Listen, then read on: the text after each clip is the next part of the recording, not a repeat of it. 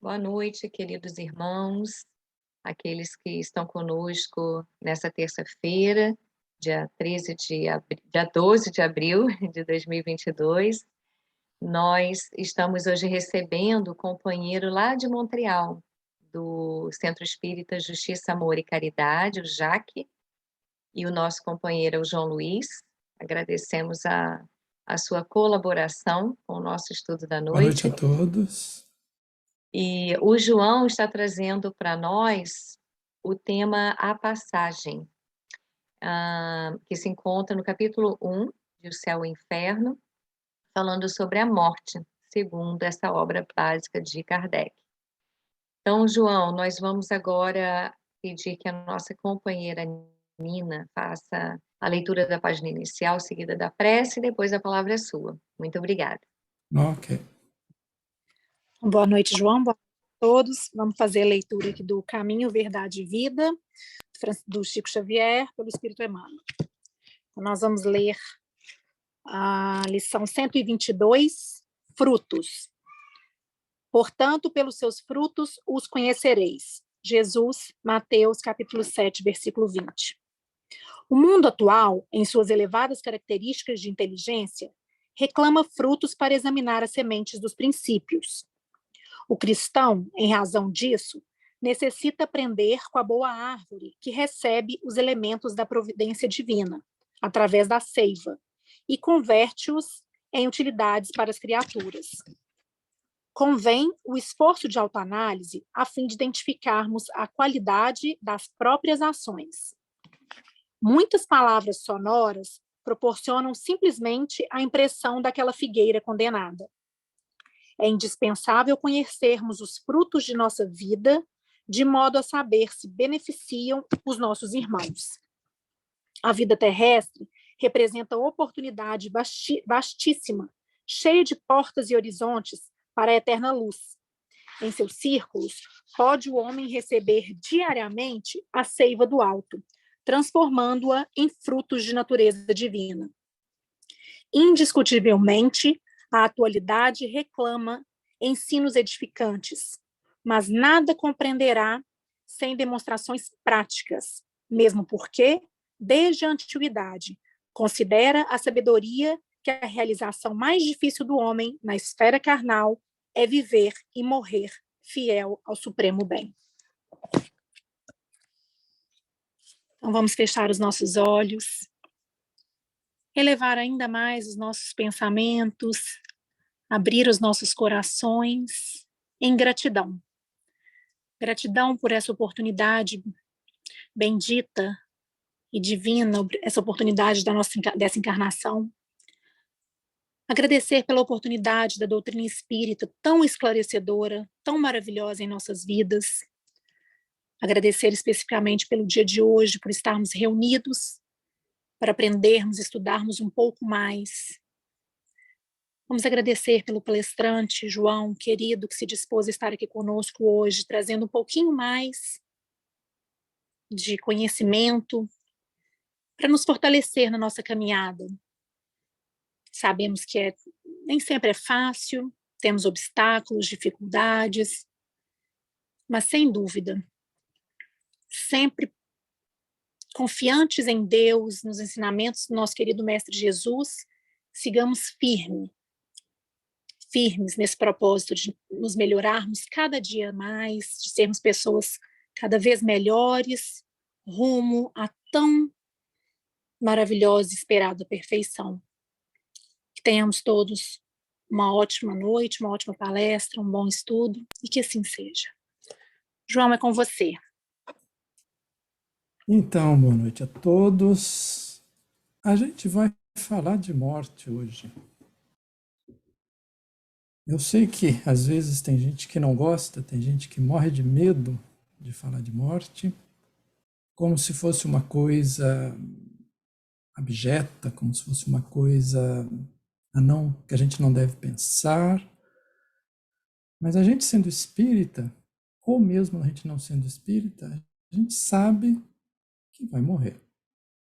Os espíritas vão dizer, não, eu não vou morrer. Meu corpo físico vai parar de funcionar e eu vou deixar o meu corpo físico e vou voltar para o plano espiritual. Outras pessoas vão dizer, não, eu vou morrer e vou apodrecer no cemitério e acabou. E no nosso estudo de hoje, que a gente vai falar hoje, é exatamente o livro do Kardec, onde ele vai tratar desse assunto. E eu acho muito importante a gente tratar desse assunto, porque às vezes as questões ficam na nossa cabeça. Não sei se é o caso de vocês, mas realmente tem pessoas que eu conheço que simplesmente não gostam de falar da morte, não querem falar da morte. Só que nós estamos vivendo uma época, né, a pandemia e todas as suas consequências meio que trouxeram para primeiro plano, vamos dizer assim, a morte, né? As pessoas que estão desencarnando por conta da pandemia. E mais recentemente começou essa guerra entre a Rússia e a Ucrânia. E eu não sei a que ponto vocês acompanham, mas as notícias sempre falam daqueles mortos, número de mortos, quantos morreram, o horror, aquelas coisas, né? Realmente o barbarismo do ser humano. Mais uma coisa que normalmente é comum em todos, mesmo aqueles que sabem, bom, a gente vai morrer mesmo. Nós que somos espíritas sabemos que o nosso espírito vai deixar o nosso corpo, mas a gente tem perguntas, né? Como é que vai ser essa minha morte? Será que eu vou morrer dormindo? Será que eu vou ter uma doença muito grave e vou ficar acamado? Como é que será que é esse momento em que o corpo deixa, o espírito deixa o corpo? Será que eu sinto alguma coisa? Será que dói? Então, todas essas dúvidas, né, acabam fazendo talvez a gente pensar assim, não, eu não vou pensar nisso agora, isso é para o futuro, mas esse futuro vai chegar, né? Mesmo que demore 100, 110 anos, não tem como a gente escapar da morte. O Kardec, inclusive, fala isso também no livro. Tem como, rico, pobre, feio, bonito, gordo, magro, todos nós vamos passar pelo processo do desencarne, no caso que a gente chama mais comumente pela morte. E esse livro, O Céu e o Inferno, na verdade é um livro que eu acho assim, bastante interessante. Eu acho ele meio esquecido no meio espírita. Não é todo mundo que tem, não é todo mundo que gosta, não é todo mundo que lê. Mas eu espero que o que eu vou apresentar para vocês hoje possa dar um gostinho a vocês, para aqueles que ainda não leram, que não têm, se interessem em ter, porque eu acho que vale a pena. O título do livro, para começar, né, é O Céu e o Inferno. Mas quem conhece um pouco os livros do Kardec sabe que o título nunca é tão simples assim, né? Sempre tem alguma coisa que ele coloca. Então, o título é O Céu e o Inferno, ou A Justiça Divina segundo o Espiritismo. E aí depois tem, logo abaixo do título, digamos, um resumo do que o livro trata. Está escrito assim: Exame comparado das doutrinas sobre a passagem da vida corporal à vida espiritual, sobre as penalidades e recompensas futuras, sobre os anjos e demônios, sobre as penas, etc., seguido de numerosos exemplos acerca da situação real da alma durante e depois da morte. Então, o que a gente vai falar um pouco hoje é exatamente como é que é a alma durante o processo da morte e depois da morte. No livro em si, a primeira parte, ela vai tratar exatamente de anjos, demônios, inferno, céu, e eu acho muito interessante. Quem gosta da maneira que o Kardec se expressa, né? Ele é um cara muito detalhista, muito rigoroso, então ele acaba arranjando maneiras de explicar as coisas de maneira muito clara, com bastante argumentação, que pode ser inclusive útil se por acaso algum de vocês tiver que conversar com uma outra pessoa de uma outra religião, tem uma opinião diferente, porque ajuda a gente a ter uma ideia mais clara de onde que vem isso. Isso é típico do Kardec, né? O Kardec é aquele que, até os 50 anos de idade, era um cara racional, tanto que no começo, bom, isso não é o assunto de hoje, no começo, quando ele ouviu falar de espiritismo, para ele era conversa mole, né?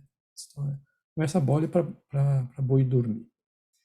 Antes mesmo da segunda parte, logo no começo, na primeira parte, no segundo capítulo, tem um item que eu acho importante a gente falar um pouquinho, que se chama Por que os espíritas não receiam a morte? Ele não está dizendo que pode ser que os espíritas receiem ou não receiem a morte, está dizendo por que eles não receiam. Aí tem alguns itens que eu vou ler para vocês. Para os espíritas, a vida futura não é mais uma hipótese, mas é uma realidade. O estado das almas após a morte não é uma teoria, mas o resultado de observação. São os próprios habitantes do mundo espiritual que vêm nos descrever sua situação. Então, eu acho interessante ter sempre isso em mente, que as coisas que o Kardec colocou, né, não saíram da cabeça dele, a gente sabe disso. E, especificamente nesse livro, a segunda parte, são exatamente testemunhos de espíritos contando para a gente como é que foi o processo da morte, como é que eles estão agora, ou na época, né, que eles estavam escrevendo, o que aconteceu com eles. Só que antes de fazer essa apresentação, né, o Kardec vai explicar um pouco o processo da morte. Mas ainda no começo do livro, está escrito assim: os espíritas sabem que a vida futura não é mais que a continuação da vida presente, em melhores condições. E a esperam, com a mesma confiança com que esperam o nascer do sol após uma noite de tempestade. Eu acho bonita essa ideia, falando para a gente da fé que a gente pode ter, né, de que realmente vai ter o sol depois da noite de tempestade. Então, se a gente pensar na nossa própria morte ou na morte das pessoas, gente, eu vou usar a palavra morte, né, porque é mais simples, mas eu estou falando aqui do desencarne, né, o processo de desencarne. Então, quando a gente imagina como é que vai ser a nossa morte, tem gente que vai dizer, não, eu queria morrer dormindo, para não sentir nada.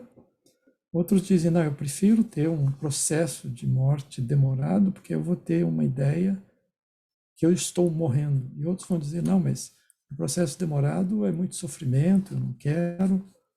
Bom, no fundo, essas perguntas a gente não pode responder agora. Como é que vai ser a nossa morte? Como é que vai ser o nosso desencarne? Mas a gente sabe que ele vai acontecer, não tem como fugir, e ainda bem que ele acontece.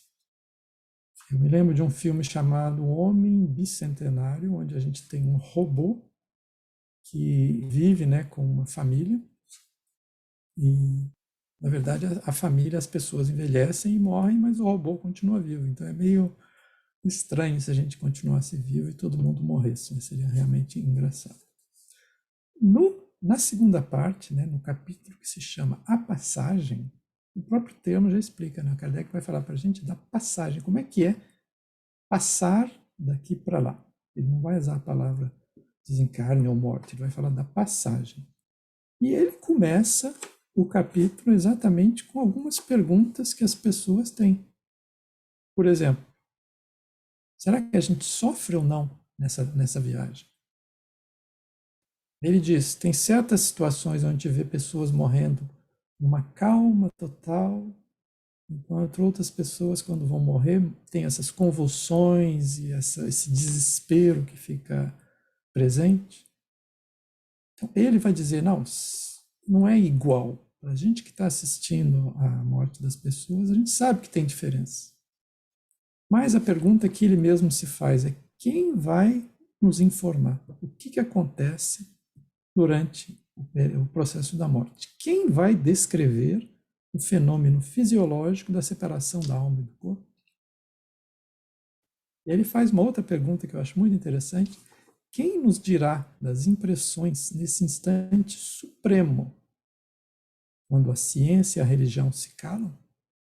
Ele vai dizer que a religião fala que existe uma vida espiritual após a morte. A ciência fala que a morte é um fato, morreu, morreu. Mas nenhuma das duas é capaz de explicar como é que é o processo. E como é que a gente pode, então, saber? Na verdade, esse livro é baseado nesses testemunhos dos espíritos a respeito do próprio processo deles de morrer. Então ele faz, né, no começo desse capítulo, Kardec faz uma espécie de um resumo explicando para a gente o que é a morte, como é que ela acontece. Então eu vou ler alguns itens para vocês que explicam um pouco isso. Então ele vai dizer que a morte é a extinção da vida orgânica, onde existe separação da alma e do corpo, pela ruptura do laço fluídico que os une. Então, existe essa conexão fluídica entre o corpo e o perispírito, e a morte é exatamente o rompimento dessa ligação. Mas ele vai dizer uma coisa: essa separação jamais é brusca. Então a gente não pode falar de um momento da morte. A morte é um processo. Não é a partir do momento em que a pessoa parou de respirar, que o coração parou, que a pessoa está morta. Vocês sabem muito bem que a ciência tem dificuldades para determinar o exato momento da morte, né? É quando a respiração para, é quando não tem mais sinal no cérebro. Então, no caso da descrição do Kardec, ele vai dizer que durante esse processo de separação pode haver, sim, uma sensação dolorosa. Ou seja, o processo de separação entre o corpo e o perispírito pode ser doloroso, de acordo com o quê? Com a maior ou menor dificuldade e lentidão da separação, ou seja, de acordo com a coesão entre o corpo e a alma. Então ele diz para a gente que existem espíritos que têm uma coesão muito forte entre o corpo e o perispírito, e outros têm uma coesão mais fraca. Aí ele diz, olha bem o que ele vai dizer, o espírito sofre tanto mais quanto o desligamento do corpo seja mais lento. Ou seja, quanto mais demora esse processo de desligamento, mais existe esse sofrimento do espírito. E ele vai dar aqui a chave do processo. Ele vai dizer, a rapidez do desligamento está ligada ao grau de adiantamento do espírito. Mas como é que ele adivinhou isso? Não. Os exemplos que vêm logo depois desse capítulo são exatamente espíritos descrevendo como é que foi o processo da morte deles.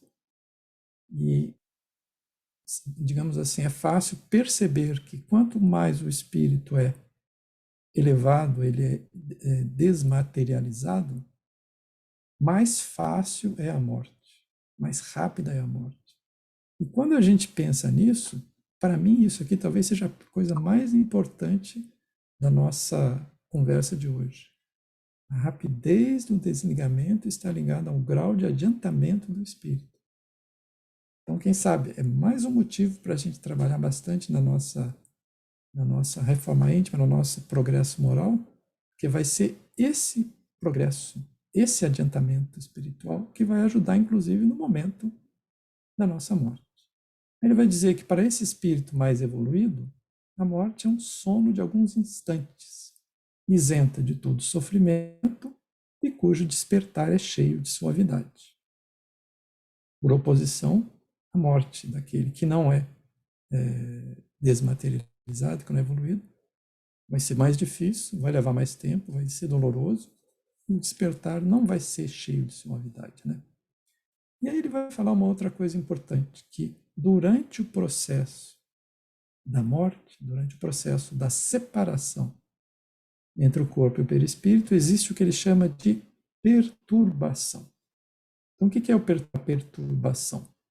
É um entorpecimento da alma que paralisa momentaneamente as suas faculdades e neutraliza, pelo menos em parte, as sensações. Então, digamos que isso também faz parte da misericórdia de Deus, ou seja, durante o processo da morte, que poderia ser mais dolorosa, existia esse entorpecimento. Mais ou menos como se a gente estivesse, como é que eu diria? Meio que anestesiado durante esse processo. E a duração dessa perturbação? Depende. Pode ser algumas horas, pode ser vários anos. Então a gente vai falar que os espíritos, depois da morte, vão ser transferidos para algum lugar e vão acordar lá em algum, como a gente viu no nosso lar, mas isso é uma das possibilidades, existem outras possibilidades. E ele vai dizer que essa perturbação, quando você volta dessa perturbação, é como se você estivesse saindo de um sono profundo. Então, basicamente, nesse começo do capítulo, ele fala nesses dois pontos importantes. A rapidez do desligamento está ligada ao grau de adiantamento do espírito e que durante o processo de desligamento existe essa perturbação. Quem já leu o André Luiz já deve ter lido situações onde o André Luiz descreve o processo de desencarne visto pelo lado de lá. Ou seja, as pessoas, os espíritos cuidando do processo de desencarne de alguma pessoa. Tem um deles que ele vai explicar exatamente dessa separação desses laços, um por um, né, para que a pessoa possa se desconectar do corpo. E aí a segunda parte, que a gente vai ter que ver mais ou menos rapidamente, né, que são os testemunhos dos espíritos. Então, digamos assim, a segunda parte do livro é sobre o processo da morte. O primeiro capítulo explica isso mais ou menos que eu expliquei para vocês. E a partir daí são testemunhos de espíritos. Então, Kardec reuniu esses testemunhos dos espíritos a respeito da morte deles, do processo de morte, como é que foi, como é que eles chegaram lá, o que eles sentiram, como é que eles viram. E num total de 67 testemunhos diferentes. E ele separou em grupos. Eu acho muito interessante a maneira que ele organizou, porque ele começa com descrição dos espíritos felizes. Então, são 18 espíritos felizes, ou seja, esses espíritos mais evoluídos que conseguiram progredir e que vocês vão ver, né, quando vocês lerem, que eles tiveram um desligamento mais rápido. Depois ele vai mostrar 6 casos do que ele chamou de espíritos numa condição mediana. Não eram tão evoluídos, mas também não eram tão inferiores. Aí depois tem espíritos sofredores, suicidas, criminosos arrependidos, espíritos endurecidos e expiações terrestres. Então, quando a gente lê esses testemunhos, se tiver a oportunidade de ler, eu aconselho, é interessante porque a gente vai vendo, à medida que a gente avança na leitura, como é que o processo de desencarne começa a ficar mais difícil. Uma situação em que um espírito feliz, por exemplo, o primeiro exemplo que ele dá no livro é uma das pessoas, o senhor Sanson, que era do centro espírita, lá onde o Kardec estava. E eu acho interessante que antes dele desencarnar, ele deixou uma carta para o diretor dizendo: olha, eu quero que vocês, assim que eu desencarnar, que vocês me chamem, vocês me evoquem. Que o que eu puder fazer para explicar, eu vou ficar muito contente. E realmente é isso que acontece. Ele é evocado, ou seja, eles fazem uma reunião de evocação antes mesmo do enterro dele. E ele vem explicar como é que foi. Aí ele explica, por exemplo, que esse período de perturbação durou 8 horas. Aí ele explica como é que está sendo a vida dele lá no plano espiritual. Aí ele comenta a respeito do sentimento que ele teve em relação ao corpo dele. Quando ele viu o corpo dele lá, eles perguntaram para ele, falaram assim, olha, bom, pobre corpo, mas pelo menos foi o meu instrumento de trabalho que me permitiu progredir. E a gente sente nele essa conexão realmente com o plano espiritual, no sentido de muito respeito a Deus, à vontade de Deus, essa ideia de que nós temos muito que trabalhar ainda. Então ele não se achava o rei da cocada preta, lá, ele se achava um que estava trabalhando. Então, e eles vão mostrar nesse caso, eu estou falando de um exemplo, são 67. Hein? Eles vão mostrar, alguns dias depois eles chamaram ele de novo, aí chamaram mais uma vez, e foram vendo essa evolução dele. E aí tem, por exemplo, um outro exemplo, que é uma uma senhora que está numa condição mediana, que ele chama aqui, onde ela, quando ela é evocada, ela chega simplesmente toda desesperada. Não sei o que está acontecendo. Onde que eu estou? Eu vou na minha casa, eu tento falar com os meus familiares, ninguém me responde. Alguém me explica o que está acontecendo, tal. Então esse período de confusão dela. E depois, durante a reunião, existe uma prece que é feita para ela. E alguns dias depois, ela vem dizer e agradecer as preces que foram feitas para ela, que as preces ajudaram ela a ajudaram ela a sair dessa confusão que ela estava. Então, é um conselho que o Kardec dá, né, para a gente.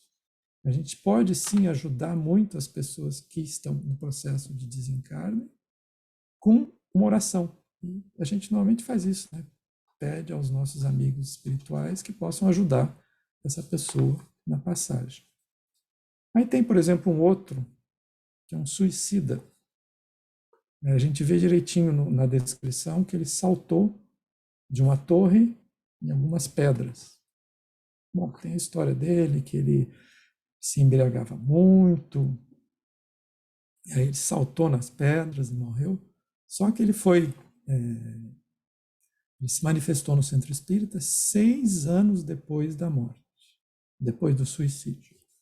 E ele comenta que ele ainda se sente caindo, ele sente o vazio embaixo dele, ele sente as pedras e aquele desespero. Então, vocês pensam bem, né? Talvez um conselho importante a respeito das consequências, né, do suicídio. 6 anos depois, ele ainda estava vivendo e revivendo o processo da morte dele, do desencarne dele. E também tem uma última parte que eu acho também interessante, a gente vai comentar um pouquinho, que são as expiações terrestres. Ou seja, espíritos que sofrem muito aqui na Terra, mas que têm, digamos, alguma razão especial. Tem um exemplo, por exemplo, de um menino de 8 anos, mais ou menos, o corpo completamente deformado, e muitas dores, e ele fica lá no hospital, e ele acaba desencarnando rápido, e quando ele é evocado, ele vai explicar quem ele era numa outra vida, explica que ele era aquele cara cheio de gente em torno dele, rico, bajulado, etc. Mas ele fala que na vida anterior a essa vida que ele teve, como que ele estava no hospital, ele já tinha, digamos, resgatado tudo o que ele tinha para resgatar. Mas ele tinha pedido a Deus a oportunidade de voltar à Terra como um sofredor, para que ele pudesse dar um exemplo para as pessoas a respeito dessa, digamos, dessa necessidade que a gente tem desse progresso e que o sofrimento encarado de uma forma com resignação é o tipo da coisa que ajuda a gente. Então, são coisas, né?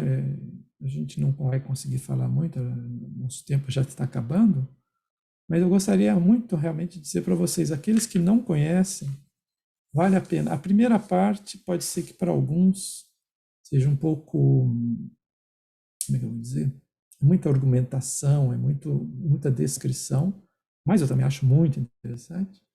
Mas a segunda parte, quem conhece um pouco de espiritismo, vai ver nos testemunhos de todos esses espíritos como é que tudo que a gente estuda no espiritismo realmente aparece ali naquelas descrições.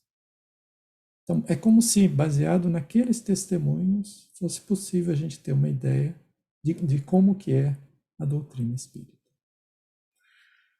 Bom, o nosso tempo terminou, realmente fica aquele gosto de quero mais, eu espero que tenha ficado um gosto de quero mais para vocês. Quem puder, realmente vale a pena. Não é um livro muito divulgado, mas para mim talvez seja um dos livros mais interessantes do Kardec, do Pentateuco, né? Então a gente vai terminar agora. Vou fazer uma prece de encerramento. Normalmente, quando eu faço essa prece, eu peço a todos, né, para se sentarem confortavelmente, se quiserem fechar os olhos, fazerem respirações profundas, inspirando bastante, a energia entrando, a luz penetrando o nosso corpo, os nossos pulmões, e a gente expirando a tristeza, o estresse, as preocupações, fazendo com que a gente prepare o nosso corpo e o nosso espírito para o nosso dia a dia, de tal forma que nós possamos, ao mesmo tempo que trabalhamos pelo nosso progresso, nós possamos ser um pouco o exemplo daquelas pessoas resignadas, daquelas pessoas pacientes, daquelas pessoas calmas, que muitas vezes a gente encontra, às vezes a gente se pergunta como é que essa pessoa é tão calma assim. A gente pode ser. Vamos trabalhar para isso, vamos trabalhar a nossa tolerância, a nossa resignação, e vamos seguir, na medida do possível, aproveitar todos os nossos que a gente tem no dia a dia para espalhar em torno de nós a alegria, a tranquilidade, a resignação, a esperança e, sobretudo, o amor, sabendo que todos estamos vivendo num período que é difícil, né, para a humanidade. Que nós possamos ser aquele pequeno ponto de luz, pelo menos em torno de nós, a gente consiga criar uma atmosfera de tranquilidade, de paz, de amor e de bem-estar. Que assim seja.